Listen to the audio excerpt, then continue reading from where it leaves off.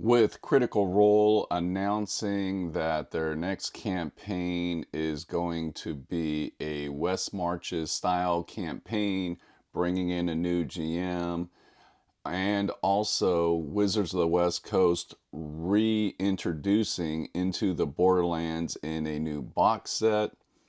It seems what is old is new again. West marches are going to probably become a very popular thing at the gaming table, and this is great news for solo gamers. So let's get into this. Welcome to Solitary RPG. Before I get started, I don't want to get into any of the opinion of Critical Role using Dungeons and Dragons for their next campaign. I don't play Daggerheart. I don't play the new Dungeons and Dragons. I have no opinion regarding that matter. I do find it interesting, though, that they are going to do a West Marches style campaign. So that is one of the reasons why I watched some of their recent videos, because I like seeing older concepts of gaming coming back to the new generation of gamers.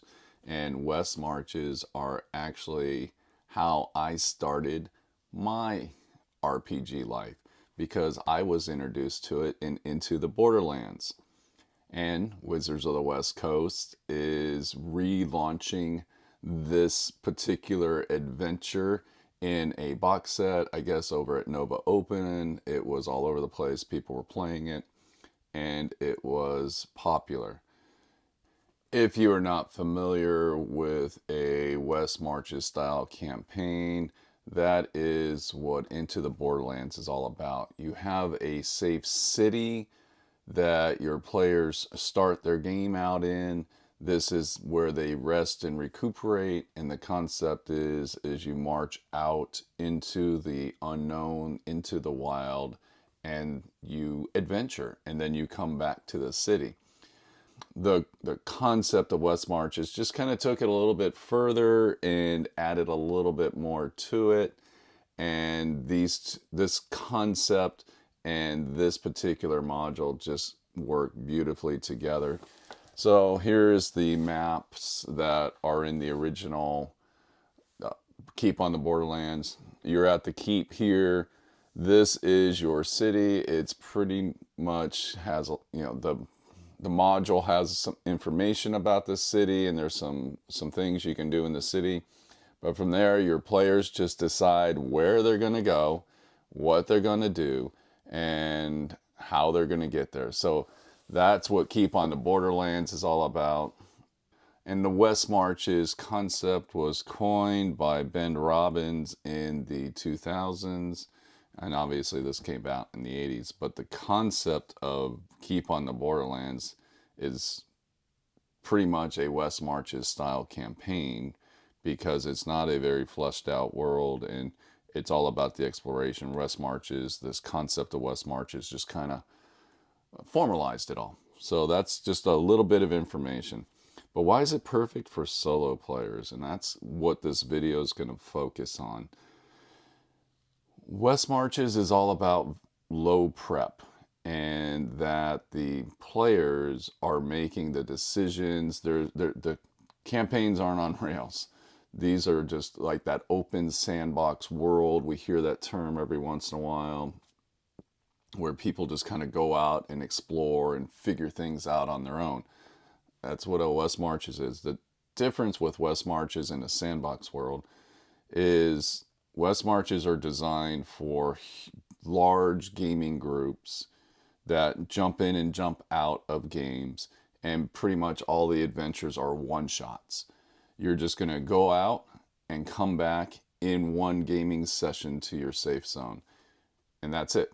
And all the information gathered from all of these different people jumping in and jumping out of the adventure, kind of collect their information, post their information, share their information, and that's how it starts developing the world that they're playing in. It's a great concept. It is one that can create those long-lasting campaigns where you can have all these people coming and going, and I just like the concept. And when I was watching the videos and reading this book about Wes March's campaign playstyle guidebook from Carl Christofferson, I started thinking how perfect this concept is for solo players, because it is very low prep. What you're going to do is create a city. We all like creating cities. We have tons of resources in our collection to create cities and towns and keeps and all kinds of different things. That's what solo players do, is we collect resources. So you can create a safe city.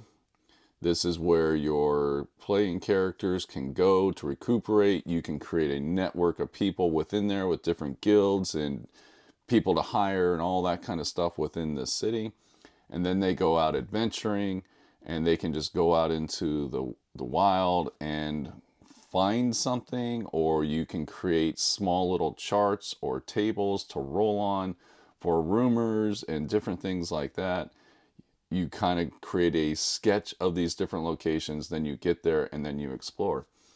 The GM in a Wes Marches style game has very little to do with unfolding the story. Yes, they run the NPCs, yes, they create some of the information, but they actually rely on a lot of charts and tables to roll on to unfold everything, just like we do in solo gaming.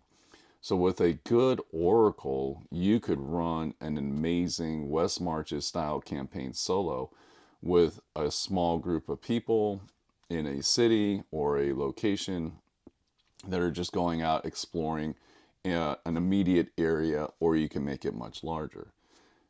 And that's where I started thinking even broader, because one of my challenges with RPGs is I have a pretty big collection of them. Some of them I purchase solely to just share on the YouTube channel. Others are games that I really, really want to play, but trying to keep up with my life and a YouTube channel and everything I have going on, I can't take on a campaign for one specific game. First of all, I would have to give up the YouTube channel, which I'm not opposed to, but I do like to share information. Because YouTube doesn't reward people. Like, people don't like watching actual plays. I'm not the only one that has viewed this or seen this. I've heard other channels talk about it. Some channels actually create sub channels that are just for actual plays, and they don't care how those channels perform, while their main channel is focused on whatever they talk about. Because actual plays just are not, don't track well on YouTube unless you're Critical Role or some of those other big Dungeons and Dragons channels. But for some of the odd games that we play, it just doesn't do well. With that being said, though, I could take a Wes Marches style of game and incorporate it into a world to use it to play multiple gaming systems. So this is my idea, and this is the heart of this video that I want to share and get feedback from people that actually watch the video. I want to be able to play in a campaign. I have certain parts of gaming that I actually like. One of them is creating towns and cities. The other one is creating characters. Those are some of my joys with RPGs. I like the creation of this kind of stuff, cities and characters and a little bit of backstory. I'm not like journaling a huge book on backstories, but I do like to create a little bit of backstory and some connection between characters in the city, where they're located and all that. And then I want to be able to play a game and create a narrative or a connection in a world while playing different systems. Because this way I still get to explore all these different game systems that are out there that I enjoy, and also play in a campaign with doing like these little one-shot adventures in different regions of my campaign, and just kind of make everything gel together. So hear me out. what I'm going to be looking at and exploring. Nothing I'm saying is going to say, yes, this is going to happen. I am exploring concepts right now and I'm looking for feedback. That's what we're doing here. So I'm going to take a map and let me get my map for you. This is going to be my map. This is a fantasy drawn map from Lords of Maps for the state of Arizona. And this is going to be my starting region. So when we talk about world building, most people misunderstand the concept between world building and region building. Yeah, you're creating a world, but you're kind of creating a region. I kind of want to have more of a world map, and I am probably going to end up with a world map, but I just happen to have this. So this is what we're going to talk about. I'm going to use actual maps. I'm not going to create a fantasy map. I'm not going to find a fantasy map. I'm going to take an actual map like this. And this is where I am going to start out. Sorry, the map's still rolled. This is where I'm going to start out with a town. And I'm going to place it in Arizona. And then I'm going to create a West Marches style campaign or game for a gaming system here. The reason why I want to use actual maps is because I know the climate of Arizona, I know the climate of the United States, and I know the climate of the world. And if I get a gaming system that I feel would work better in Alaska, because Kinless is a cold climate, so I could put that in Alaska, or I could just put it into where it should be, Norway, and I can get a fantasy map, because Lords of Map make all these fantasy maps, and I can plop it in there, or I can just get a hand-drawn world map and just kind of create a pinpoint kind of plotting system of where I'm playing all these different gaming systems. But that's what I'm going to do. So we're gonna have a city over here in Kingman, and I'm going to do some adventuring over here with maybe one or two different gaming systems that I feel works for this area. Then when I find another gaming system that I want to play and review, I can plop that into another region and do that. Now, that doesn't sound like those things are connected. That sounds like, oh, you're just playing a bunch of random games and plotting them on a map and doing that. Yeah, I've got my world map. I'm plotting games out. Here's where it's going to tie everything together. One of the things about West March campaigns, let me get rid of the map. You get the idea of the map, but let me get rid of that, is you document everything you're doing. And that's why I picked up this book, because it had some templates in it about information that you're going to want to collect. When I was reading all this about the information that you collect, an idea came to my mind that I feel will kind of gel everything together. So when we do a West Marches game, you start in your safe town. You have your PCs here. You go off into the wilderness. Everything's supposed to be done within a day or a session. Your session can be longer than one day, but tracking time is important. And you're going to go off into this location. You're going to do some adventuring. You're going to come back to your city, your safe place, and that's where you're going to rest, recuperate, and do all those things. Some players or some GMs, when they're coming back to town, they kind of hand wave it, or they just kind of make one roll. If they don't get a one, they just make it back to town safely. So there's kind of this disconnect a little bit. You're not sludging along to get back into town. You kind of just rapidly get back to town, because it's all about the exploration and discovery. It's not necessarily about the overland travel, and you're only a short distance away from your safe space. What I want to do is I'm going to create a guild. It's going to be called the Lore Guild. They keep track of all the lore of the world. And this is a magical guild, and they are kind of the world recorders, think of them as the internet, for all the games that I'm playing. So when a party goes out and does some adventuring, on their way back, they come into contact with one of these travelers. Think of them as Ubers. They just kind of show up when you need them. and then they take them back to their town, but they gather the information. They talk about their adventure.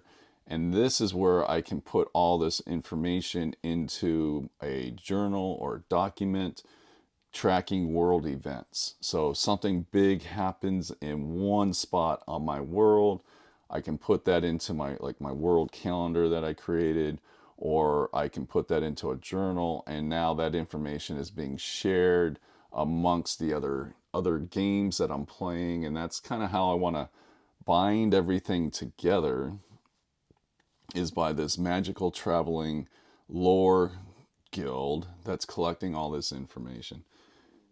This is just a concept, and I'm just kind of, I need to do something with my gaming to make me more engaged.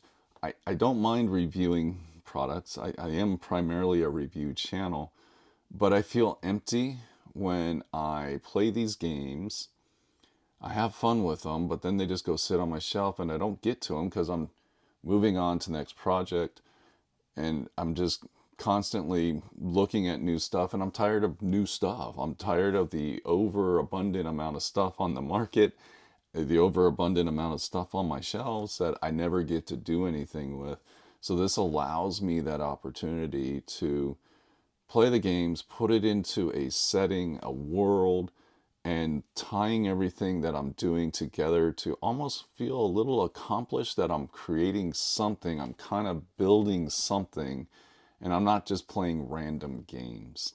And that might be one of the things that I am missing in my gaming life. Yes, I do like creating. I like creating characters. I have wonderful time creating characters and little towns and backstories and kind of building up on all the game stuff that I need. But then after I play the game, I'm like, ah, that was fun. I wrote great stuff down in my journal, little notes of things that happened, just scrap paper or whatever. And then it just all gets thrown away. Like, okay, that game's done. Throw that stuff away because I've got to move on to the next game. So I feel this is going to help me tie it all together. I know this is a bit rambly, but this is where I've been the last couple weeks with this thought, and haven't created any videos because I think this is what the direction I need to go. That's all I'm really going to share right now. Please, if you've watched the video this far and you've put up with my rambling, give me some feedback. And what do you think? Do you think this could be something that might help? We all collect games. We all have collections of games.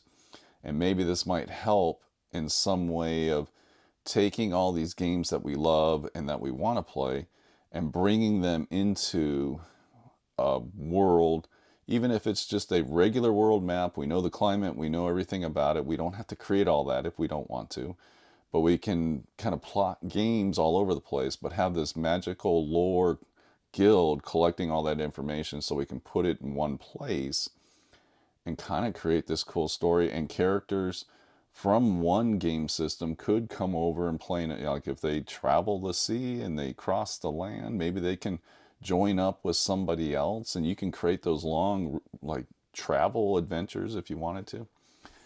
So it just has me excited again. I'm seeing possibilities with all this, and I'm still kind of working through it. So tell me what you think. Give me some feedback. If I'm crazy, just tell me I'm crazy. If you think it's stupid, tell me it's stupid. I think it's actually kind of good, and it's probably where I'm going to go, but I just might need some more input, and I'm just looking for some opinions. So let me know what you think. Thanks. Bye.